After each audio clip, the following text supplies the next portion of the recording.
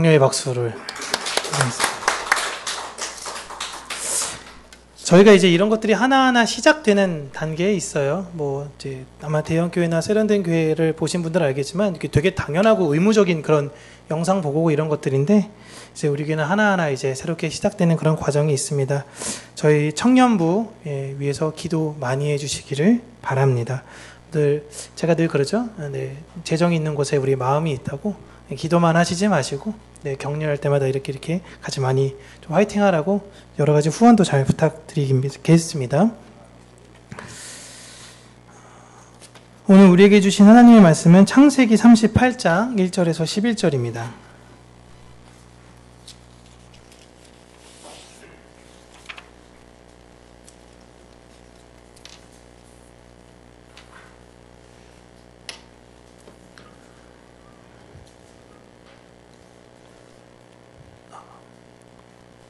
네, 제목이 저게 아닌데요. 제가 바뀌기 전 제목으로 적었네요. 창세기 38장 1절에서 11절 우리 같이 함께 한 목소리로 읽겠습니다. 그 후에 유다가 자기 형제들로부터 떠나 내려가서 아둘람 사람 히라와 가까이 하니라. 유다가 거기서 가나안 사람 수아라 하는 자의 딸을 보고 그를 데리고 동침하니, 그가 임신하여 아들을 낳음에 유다가 그의 이름을 엘이라 하니라. 그가 다시 임신하여 아들을 낳고 그의 이름을 오난이라 하고, 그가 또 자기 아들을 낳고 그의 이름을 셀라라 하니라. 그가 셀라를 낳을 때에 유다는 거십에 있었더라. 유다가 장자 엘을 위하여 아내를 데려오니 그의 이름은 다말이더라. 유다의 장자 엘이 여호와가 보시기에 악함으로 여호와께서 그를 죽이신지라. 유다가 오난에게 이르되 내 형수에게로 들어가서 남편의 아우된 본분을 행하여 내 형을 위하여 씨가 있게 하라. 오난이 그 씨가 자기 것이 되지 않을 줄 알므로 형수에게 들어갔을 때에 그의 형에게 씨를 주지 아니하려고 땅에 설정하매, 그 일이 여호와가 보시기에 악함으로 여호와께서 그도 죽이시니, 유다가 그의 며느리 다말에게 이르되 수절하고 내 아버지 집에 있어 내 아들 셀라가 장성하기를 기다리라 하니, 셀라도 그 형들같이 죽을까 염려함이라. 다말이 가서 그의 아버지 집에 있으니라. 아멘. 오늘은 불완전한 자를 통한 언약의 완성이라는 제목으로 하나님 말씀을 여러분들과 함께 나누도록 하겠습니다. 오늘은 창세기 38장 내용 전반적인 것들을 다 이야기해야 되는데 본문의 분량이 좀 많이 있다 보니까 그냥 11절까지 축약해서 여러분들과 함께 읽게 됐고요. 전체적인 게 38장 전체의 이야기를 다 하고 있다라고 생각하시면 될 것 같습니다. 성경의 관점이 37장을 보시면 이제 야곱에서 요셉으로 이제 장자의 관점이 바뀌게 됐죠. 그런데 요셉이 애굽으로 팔려간 시점에 갑자기 그 집안의 또 다른 장자인 유다의 이야기가 등장하고 있는 것입니다. 이건 흔히 여러분 포로기 때 관점으로 우리가 성경을 이해해 보시면요, 포로기 관점 때에 보시면 예레미야 선지자가 끝나고 에스겔 선지자가 있고, 에스겔 선지자 끝나고 다른 다니엘 선지자가 있고 이런 것이 아닙니다. 유다가 망하게 될 때에 유다 백성들과 함께 하나님 말씀을 증거했던 사람이 예레미야였고, 그 다음에 포로로 1차로 끌려갔을 때에 다니엘을 통하여 바벨론 왕궁에게 하나님의 말씀을 알리려고 했던 게 다니엘서이고, 또 2차 포로로 끌려갈 때에 그 민중과 함께 포로로 끌려간 민중에게 하나님의 말씀을 전했던 것이 바로 에스겔서입니다. 그러니까 이 세 가지는 동시에 일어난 하나님의 관점적 사건이에요. 그와 마찬가지로 하나님은 지금 요셉의 사건을 이야기하시면서 가나안에는 지금 유다의 사건을 이야기하고 계십니다. 지금 야곱의 집안에 장자적 역할을 했던 두 인물에 관한 모습을 성경에서 보여주면서요, 두 사람 다 마음에 상처가 있었죠. 하지만 그것을 해결하는 방법이 전혀 다르더라라는 걸 지금 그려내고 있습니다. 요셉은 형들에 의해서 팔려간 불행이었지만 그 안에서 하나님의 뜻을 찾아가는 사람이었어요. 그런데 유다는 자기가 잘못해놓고는 그 죄책감을 피하는 모습만을 지금 보여주고 있습니다. 이런 모습을 우리가 단편적으로 볼 때 고난을 대하는 자세에서 의인과 악인의 모습을 대비하고 있는 것이죠. 우린 이 악인으로 오늘 묘사된 유다의 모습을 보시면서요, 우리 안에 내재된 그런 죄, 두려움, 그리고 그럼에도 불구하고 우리를 구원의 길로 성실하게 인도하시는 예수 그리스도의 모습을 발견하시기를 바랍니다. 오늘 본문 보시면 1절에 그 후에 라고 나오는데요. 이 대목은 요셉이 팔려가고 얼마 지나서 있었던 일이다라는 걸 이야기하는 것이 아니에요. 우리가 뭐 자녀들에게나 동화책을 이렇게 읽어줄 때 보면 그때의 일이었습니다, 이런 대목이 나오잖아요. 그러니까 이런 의미예요. 이런 내용을 소개하기 전에 서술하는 문학적 기법을 지금 성경이 차용하고 있습니다. 여기서 나오는 그 후에가 그런 의미예요. 요셉이 팔리고 한참 있다 가나안에 살던 유다에게는 이런 일이 있었습니다 라는 거죠. 요셉을 잃은 야곱은 하루하루 괴로움 속에 살고 있었습니다. 그런데 그 모습을 옆에서 이렇게 지켜보던 유다가요, 죄책감으로 너무 힘든 거예요. 일단 자기가 동생 팔자고 앞장섰으니까 너무 마음에 부담스러운 거죠. 그래서 그가 결정한 방법은 아버지를 떠나 독립을 하기로 합니다. 그래서 집에서 24킬로 북쪽에 있는 지역으로 올라가 아둘람이라는 곳으로 가요. 그곳에 히라라는 사람과 어울려서 지냅니다. 그러니까 24km 정도 된다 생각하면요, 송도에서 살던 사람이 청라에 와서 살았다라고 생각하시면 좀 이해가 편해요. 그 정도 거리예요. 지도 잠깐. 네. 거기서 유다는 가나안 사람 수아의 딸과 결혼을 합니다.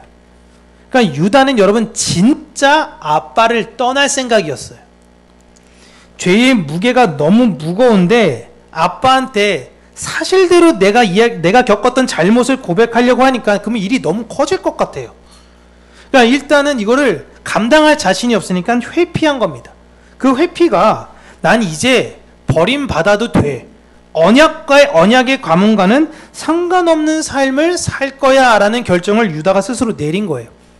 그래서 수아의 딸과 결혼을 해서 아들을 3명을 낳습니다. 첫째 엘이라는 아들을 낳아요. 근데 이 엘이라는 의미가 무엇이냐면 깨어나라, 일어나라, 다시 소생해라 라는 의미예요. 이 엘이. 그러니까 흔히 우리가 아는 엘로힘, 그 엘이 아니라 다른 뜻이에요. 그러니까 왜 유다가 첫째 아들한테 일어나, 쉽게 얘기하면 죽지 마, 이런 의미로 했냐라면 마음 안에 계속 요셉이 걸린 거예요. 내가 팔았지만 요셉아 거기서 제발 죽지 마, 그렇게 잘 살았으면 좋겠어 라는 의미죠. 그리고 둘째도 아들을 낳고 이제 이름을 오난이라고 지냅니다. 그 오난은요, 부유함, 잘 지냄 이런 거예요. 그러니까 이런 의미로 자신의 아들이 잘 살기를 바라는 마음도 있겠지만 지금 유다의 마음 안에는 요셉에 대한 마음이 너무 컸어요. 요셉아 죽지 마, 요셉아 잘 살아야 돼, 이런 마음이 있었어요. 그리고 셋째도 아들을 낳는데 그 이름을 셀라라고 이야기합니다. 이 셀라는 시편에 자주 등장하죠. 뭐뭐뭐 셀라, 뭐뭐뭐 셀라 이렇게 나오죠. 이렇게 나오는 지금 의미는 이 셀라는 기도, 안식, 쉼, 평안 이런 의미거든요. 평안한 상태가 되기를 바라는 거예요. 지금 유다는 팔아버린 그 동생이 죽지 않고 그곳에서 잘 지내며 평안하기를 바랬던 것입니다. 그런데 그의 마음은 그래요. 근데 그런 마음은 그런데 동시에 지금 그가 행동으로 지금 어디에 있냐? 거십이라는 곳에 있었다라고 이야기를 합니다. 이 거십이라는 뜻은 무엇이냐면 거짓, 위조예요. 그러니까 거기는 지금 악당의 소굴이에요. 그러니까 유다는 지금 되게 입체적인 인물로 마음은 요셉으로 인해 되게 불편한데 하나님의 언약이 있는 곳에 가고 싶지는 못할 것 같고, 그러니까 일단 세상에 가서 막 살자라는 걸로 지금 그렇게 인생을 전환한 것입니다. 마음은 불편한데 몸은 세상에 있는 거죠. 교회에 안 가고 신앙생활 제대로 안 하면 여러분 사실 마음은 불편하다라는 이야기를 많이 들었을 겁니다. 그런데 몸은 예배당에 안 가는 곳에 있는 거예요. 주일에 안 가니까 너무 편할 것 같아. 내 주변에도 보면 다 교회 안 가. 뭐 어차피 하나님 어디든지 계시는 거 아니야? 맞아요. 여러분 하나님 어디든지 계십니다. 그런데 문제는 지금 나와 안 계시는 것 같다라는 그 마음이 문제예요. 어디든지 하나님은 계시는데 내가 있는 곳엔 하나님이 없는 것 같아. 내가 마음이 불안하니까. 이런 여러 복잡한 마음에 대해서 여러분 공감을 저는 합니다. 제가 어렸을 때 교회를 향한 저희 부모님의 충성을 보면서요, 늘 마음 한켠에는 허전함이 있었어요. 좀 우리도 다른 가족들처럼 좀 휴가도 보내고 좀 그랬으면 얼마나 좋을까라는 마음이 사실 늘 있었습니다. 그래서 그런 분들이 자라나서 지금 가정을 꾸리고 그 자녀들에게 나는 내 부모가 그렇게 교회에 충성만 하는 것이 싫으니 나는 내 자녀들에게 자유를 줄 거야 라는 그 마음으로 많이들 다녀요. 근데 사실 보시면 결과적으로 그렇게 좋지는 않습니다. 여러분, 학교 다닐 때 학교 가기 싫다고 생각한 사람들이, 뭐 학교 가는 거 좋아하는 사람들은 많이 없었죠. 학교 가는 거 다 싫어했고. 자기 자녀가 학교 가기 싫다고 해서 학교 안 보내는 경우가 있을까요? 애들은 왜 맨날 학교 가? 학교 좀 빠지면 안 돼? 한 달 좀 쉬면 안 돼? 뭐야? 그러면 부모님이 그 얘기를 들었을 때, 그래, 맞아. 야, 우리 한 달만 쉴까? 이런 부모님 여러 번 보셨나요? 왜 학교는 그게 안 돼요? 내 마음 안에 학교는 그게 안 되고 왜 교회는 그게 될까? 엄마 오늘 교회 가기 싫어. 그래? 오늘 쉬어. 괜찮아. 우리 같이 쉴까? 이게 되는데 학교는 그게 안 되냐라는 거예요. 그래도 될 거라고 생각하기 때문에 그래요. 내 자녀가 엄마 아빠 학교 가면 너무 힘들어. 나 진짜 무슨 말인지 하나도 모르겠고 나 진짜 하나도 관심이 없어. 다 무서워. 그러면 부모님이 그래? 너무 힘들겠구나. 학교 관둬. 학교 안 다녀도 뭐야? 포기하고 꼭 학교 다녀야지 잘 사는 거 아니잖아. 그냥 허드렛 일 하면서 아무 일이나 하면서 살면 되지. 공부가 전부가 아니야.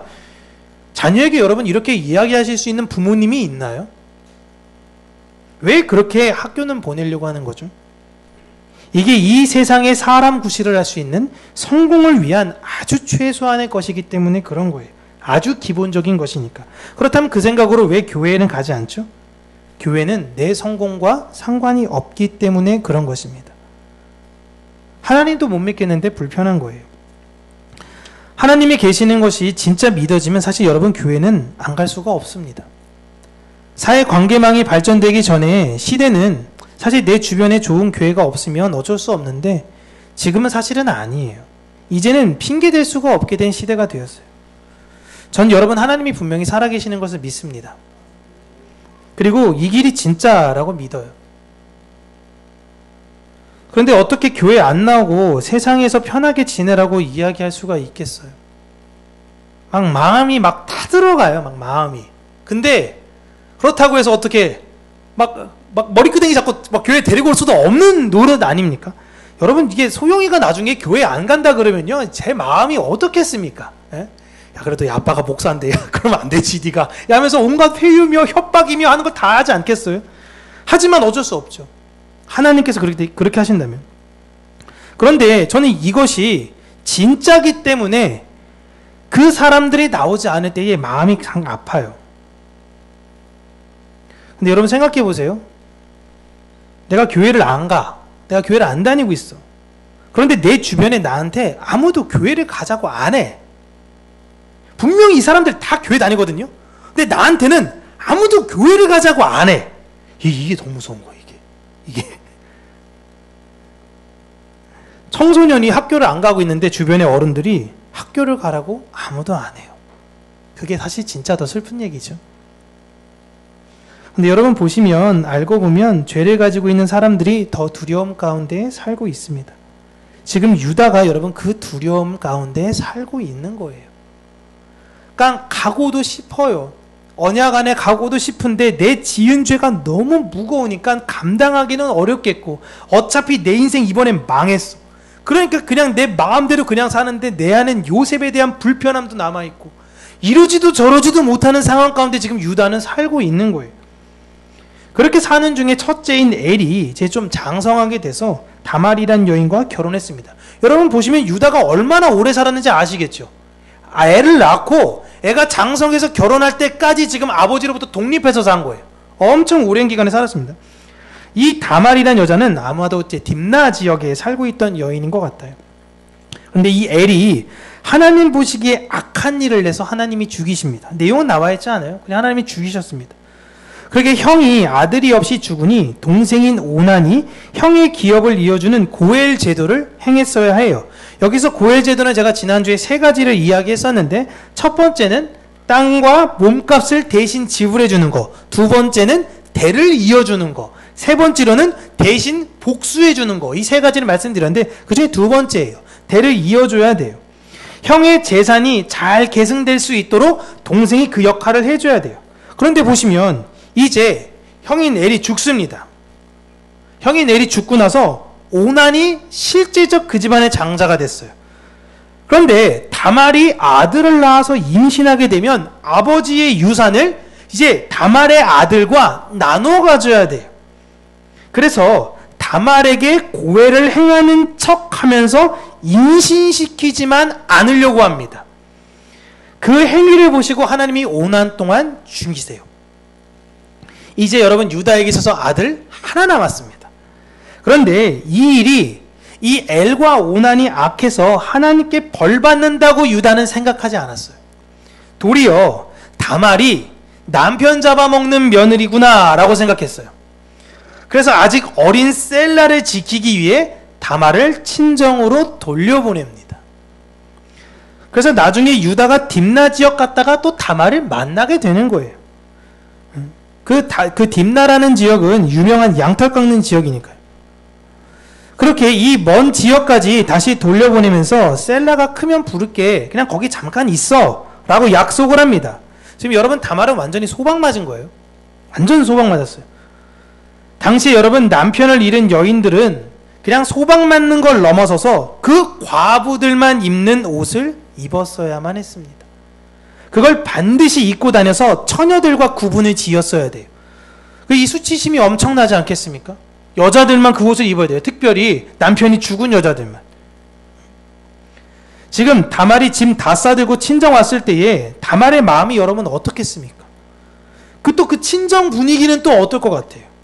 하필이면 옷도 그런 옷을 입어서 다 티가 나요. 동네방네.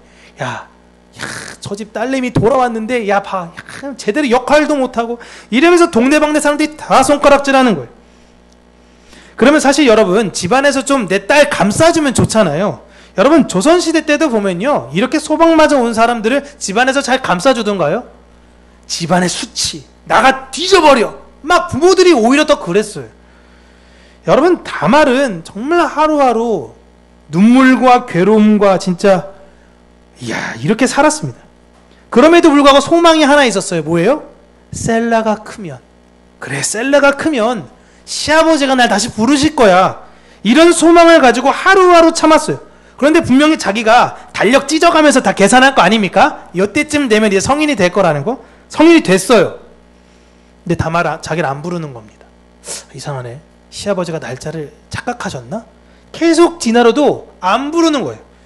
그러던 중에 시어머니가 돌아가셨다라는 소식이 들립니다. 그러면 부를 줄 알았어요. 맏며느리잖아요. 맏며느리. 그런데 시어머니가 돌아가신 이런 엄청난 큰일이 일어났는데도 자기를 안 불러요. 이제 다말은 유다가 자신에게 셀라를 통해 아들을 낳게 하지 않을 거라는 확신을 가집니다. 그리고 이제 자신이 행동을 해야겠다라고 생각을 해요. 그리고 유다가 아내의 장례를 마치고 이제 양털 깎는 이 시기가 있어요. 양털 깎는 시기가 돼서 이게 가장 유명했던 이 딥나 지역으로 올 걸 알았습니다. 그때 맞춰 다말은 그동안 입었던 과부의 옷을 벗어요. 그리고 자신을 아주 화려하게 꾸미고 나가는데 누가 봐도 몸 파는 여자처럼 보이게 한 거예요. 그리고 그 지역에 양털 깎는 사람들이 자주 쉬러 가는 장소로 간 거죠. 그 지역 사람이니까 그 지역을 잘 알 거 아니에요. 거기서 유다를 기다렸다가 유다가 딱 나타나자 유다를 꼬십니다. 근데 유다가 거기에 넘어가요. 아내도 잃고 여러 가지 상실에 대한 마음이 많이 있으니까 그랬겠죠. 그런데 일단 마음은 약간 동해서 빨리 무언가를 하고 싶은데 유다는 당장 내가 줄 수 있는 게 없으니까 그 몸을 파는 여인 다말에게 내가 나중에 새끼 염소를 줄 테니까 우리 관계를 가지자라고 이야기를 합니다. 그러다 다말은 말 그렇게 해놓고 나중엔 배째면 날 어떻게 합니까? 라고 이야기를 하죠. 담보물을 주세요 라고 이야기합니다. 그럼 뭘 줄까요? 라고 하니까 당신이 메고 있는 그 끈을 달라라고 이야기합니다. 이 끈은 여러분, 도장을 목걸이로 하고 다닐 때 매는 끈을 말하는 거예요. 당시에 도장이라는 건 몸에 항상 지니고 다녔어야 됩니다. 그래서 반지로 끼고 다니거나 아니면 목걸이로 걸고 다녔어요. 유다는 목에 걸고 다닌 거라 다말은 그 목걸이의 끈, 그 도장을 저에게 주세요 라고 이야기를 합니다. 더불어 당신이 들고 있는 그 지팡이도 나에게 담보물로 달라라고 요구합니다. 그래서 유다가 그 담보물을 줍니다. 그리고 관계를 가지고 돌아가요. 그런데 유다가 생각을 해보니까 너무 충동적인 결정을 한 거예요. 야, 내가 다른 걸 줘서 되는데 하필이면 도장을 줬네. 야, 큰일 났다. 이거 어떡하지? 근데 이걸 해결하기 위해서 내가 또 거기에 가니까 좀 너무 부끄럽고 민망한 거예요. 그래서 자기 친구인 히라를 대신 보냅니다. 이런 여자가 있을 텐데 여기 새끼염소 들고 가가지고 그 여자한테 이 새끼염소 주고 걔에게 지팡이랑 도장 나한테 받아가지고 와줘 라고 부탁을 합니다. 그래서 히라가 알겠어, 내가 대신 갈게 하고 그 여인을 찾으러 가는데 아무리 찾아도 없는 거예요. 그래서 그 지역 주변 사람들한테 물어봅니다. 여기 혹시 몸 파는 사람들이 있는 곳이 어디입니까? 라고 물어보니까 그 지역 사람들이 화들짝 놀라서 아니, 이 지역에는 그런 곳이 없고 그런 여자도 없어요 라고 하는 거예요. 그 얘기를 유다에게 전하니까 유다는 이제 큰일 난 거예요. 야, 큰일 났다. 도장 다시 해야 되는데 이거 그러면 계약 여태까지 맺은 거 다시 다 해야 되고 어떡하지 하면서 자신의 지역으로 돌아갑니다. 그리고 3달이 지나서요, 다말이 임신했다라는 소식이 유다에게 들려요. 그러자 유다는 옳다구나 하고 다말을 불러냅니다. 다말아 이제 오라 라고 하는 거죠. 그렇게 시댁으로 온 다말을 갑자기 딱 잡아요. 잡고는 그녀를 불태워 죽여버려라 라고 명령을 내립니다. 여러분, 성경 읽으실 때 지금 상식으로 이해하시면 안 돼요. 제가 뭐 되게 특히 이제 우리 권사님들, 집사님들 굉장히 이게 무슨 말도 안 되는 이야기를 하고 있는가. 네, 근데 지금 상식으로 생각하시면 안 돼요. 그때 다말이 황급하게 도장과 지팡이를 꺼내면서 내 뱃속의 아이의 아빠는 이걸 준 사람입니다 라고 이야기를 해요. 그러니 유다가 화들짝 놀라는 거죠. 그리고 다말을 칭찬하며 자신의 잘못을 인정합니다. 그렇게 다말은 유다를 통해 아이를 낳는데 쌍둥이를 낳아요. 그 중에 베레스를 통해 언약의 씨가 흐르게 됩니다. 그러니까 다말은 셀라를 통해 원래 엘의 아들을 낳았어야 돼요. 오난이나 셀라를 통해 엘의 아들을 낳았어야 되는데 지금 유다의 씨를 낳음으로 다말이 유다의 아내가 되어버린 상황이 되어진 거예요. 그러니까 다말의 아이가 엘, 오난, 셀라와 같은 학렬이 된 거죠. 다시 한번 넘겨주시면, 넘겨주세요. 네. 그런데 이런 귀한 하나님의 언약이 쭉 흐르는 모습이 참 그냥 성경을 읽지 않으면 우리가 잘 몰랐을 텐데, 야곱의 다른 아들들도 많이 있잖아요. 12이나 낳고 뭐 하나 지금 뭐 애굽으로 끌려갔다라고 하지만 나머지 11 아들도 있고, 그 아들을 통해서 하나님의 언약이 잘 흘러서 다윗을 통한 예수 그리스도가 오면 참 좋으실 텐데, 하필이면 여러분 보시면 이런 성격 파탄자 같은 사람, 그리고 제대로 책임지지도 못한 모질이 같은 사람, 이런 사람들 통해서 하나님의 언약, 그 귀한 언약이 흘러간다는 사실이 좀 불편하게 느껴지지 않으십니까? 그냥 유다는 빼고 요셉 통해서 쭉 가면 되잖아요. 왜 굳이 유다를 통해서 이런 사람을 통해서 하나님의 언약이 흐른 것이고, 그리고 이런 내용 안 적으면 되잖아요, 성경에. 근데 굳이 이런 내용까지 적어가면서 하나님의 언약이 흐른다라는 내용을 왜 하셨느냐라는 것입니까? 여러분, 하나님께서 착하고 좋은 사람이 없어서 유다를 쓰셨을까요? 우리는 멋진 사람을 통해서 하나님의 언약이 흐르면 더 좋지 않을까라고 생각할 수 있습니다. 그럼에도 불구하고 왜 하나님께서 이런 사람들을 통해서 언약을 흐르게 하시냐면, 이 유다가 우리의 모습이기 때문에 그래요. 죄에서 벗어나려고, 그 언약에서 떨어나려고 세상 부러워하고 세상 사람들과 연락하며 세상 사람들과 함께 있는데 내 마음은 늘 불편한 그러한 자, 이게 우리의 모습입니다. 때로는 자신의 죄의 허물을 알고 하나님을 벗어나려고 애쓰면서도 진실을 말한 용기는 없어요. 죄를 지어서 죄책감에 사로잡히고 그러면서 자신의 유익을 찾으려고만 하는 이런 비겁한 인물, 이런 입체적인 인물, 사실 구원은커녕 버림받아도 할 말 없는 인물이 지금 보시면 다말이라는 의로운 이방 여인으로 인해 언약의 씨를 낳게 되고 있는 것입니다. 여러분, 언약의 자손으로 우리 멋대로 살면 하나님을 욕보인 우리에 의해서 언약이 흐르는 것이 아니라, 그러니까 우리 때문에 하나님이 우리를 기쁘게 여겨서 우리를 흐르는 게 아니라 이 땅에 이방인으로 오신 예수 그리스도의 그 성실하심으로 인해, 유다가 잘했기 때문에 하나님이 언약의 씨를 준 것이 아니라 이방 여인 다말을 통해 이방인인 예수 그리스도의 성실함으로 인해 우리가 언약의 씨를 낳게 된 거예요. 구원은 우리가 잘나서 받은 것이 절대 아닙니다. 의로우신 예수 그리스도로 말미암아 우리가 언약의 씨를 낳게 된 것이에요. 그래서 여러분, 마태복음 1장의 족보를 보시면요, 마태복음 1장 3절이 이렇게 나옵니다. 유다는 다말에게서 베레스와 세라를 낳고, 베레스는 헤스론을 낳고, 헤스론은 람을 낳고. 유다가 베레스를 낳은 게 아니에요. 누가 낳은 거예요? 다말이 낳은 거예요. 그 뒤에는 여러분, 베레스가 누굴 낳습니까? 헤스론을 낳는 거예요. 여러분, 베레스는 남자입니다. 남자예요. 헤스론도 남자예요. 근데 지금 언약 안에 유다가 베레스를 낳았다라는 것이 아니라 다말이 베레스를 낳았다라고 성경은 이야기하고 있는 것입니다. 하나님의 그 긍휼이 유다를 통해서 나타나고 있는 거예요. 여러분, 우리가 잘나서 성령의 열매를 맺는 것이 아닌 것을 기억하셔야 돼요. 내가 신앙의 연수가 기니 어떻게 이런 사람이랑 내가 같이 같은 급으로 비교할 수 있을까? 이게 여러분 바리새인들의 마음이었어요. 예수 그리스도께서 우리를 긍휼히 여기셔서 성령의 열매를 낳게 하셨다라는 것을 우리는 잊으시면 안 돼요. 잊지 말라는 것은 다른 사람을 판단하며 정죄하지 않아야 한다라는 것입니다. 그런데 어떻게 다른 사람이 신앙이 부족하다고 해서 그 사람을 정죄하며 그 사람을 판단하며, 야, 너 그런 신앙생활 가지고 어떻게 살 수 있겠어? 라고 판단할 수 있냐라는 거예요. 그럴 수 없어요. 우리 모두 다 유다예요. 다 유다예요.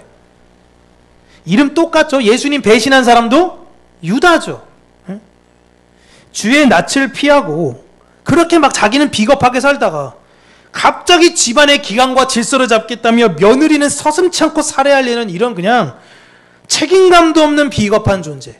자기는 마치 도덕적인 의의는 이렇게 있는 사람인 것처럼 사람들 앞에는 하지만 자기 마음 안에 그 죄는 감출 수 없어가지고 어찌할지 몰라 하는 그 사람. 이게 우리의 모습이에요. 우리에게 다말이신 예수 그리스도가 없었다면 우리는 아무것도 아닌 존재입니다. 그러니 당부드리는 건 무엇이냐면, 하나님의 백성들은요, 여러분, 차별하면 안 되는 거예요. 차별하면. 하나님의 긍휼을 진심으로 경험했다면, 하나님의 사랑이 무엇인지 내가 깨달아 알게 되었다면 우리는 그 그리스도의 사랑을 나누는 존재지, 내가 기준이 돼서 다른 사람과 구분을 짓는 사람들이 아니다라는 것입니다. 판단은 하나님이 하실 거예요. 우리는 사랑하시면 돼요. 지금 내가 나 된 것은 여러분, 내가 뭔가 잘해서가 아니에요. 내가 그래도 신앙생활 했고, 내가 헌금도 했고, 내가 봉사와 충성도 열심히 했으니 내가 이렇게 된 거 아닌가? 아닙니다. 그런 마음이 내 안에 있다면 그게 가장 지금 기도해야 되는 순간인 거예요. 내가 나 된 것은 오직 하나님의 은혜인 것 때문에 그렇습니다. 여러분, 이 세상 살다 보면은 이런 유다와 같이 우리의 약함이 나올 때가 있어요. 그때 그 약함을 뭐 숨기고 싶을 때도 있긴 하겠지만 하나님께서 지금 이렇게 폭로하시잖아요. 너 진짜 죄인이야. 하나님이 지금 유다의 이 사건을 폭로하신 이유가 뭐예요?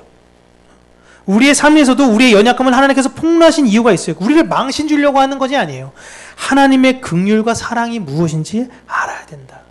그래서 내 약함이 나올 때 그 약함을 자랑하시되 그 약함으로 하나님의 강하심을 자랑하며, 우리 평강교회가 지금은 너무나 작다라고 할지 모르겠지만 우리 평강교회 안에 역사하신 하나님의 강함을 자랑하는 교회가 되시기를 주님의 이름으로 축복합니다.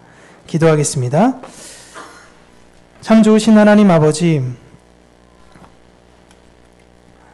불완전한 우리가 또 다른 불완전한 자를 바라보며 너는 왜 불완전한 자인가? 라고 그들을 판단하고 정죄하지 않게 하여 주시옵소서. 하나님께서 한량없는 우리에게 은혜를 부어주셨음에도 불구하고 1만 달란트 빚진 것을 잊어버리며 내 주변에 100데나리온 빚진 자들을 향해서 서슬퍼런 공격을 하고 그들을 정죄하며 판단하지 않게 하여 주시옵소서.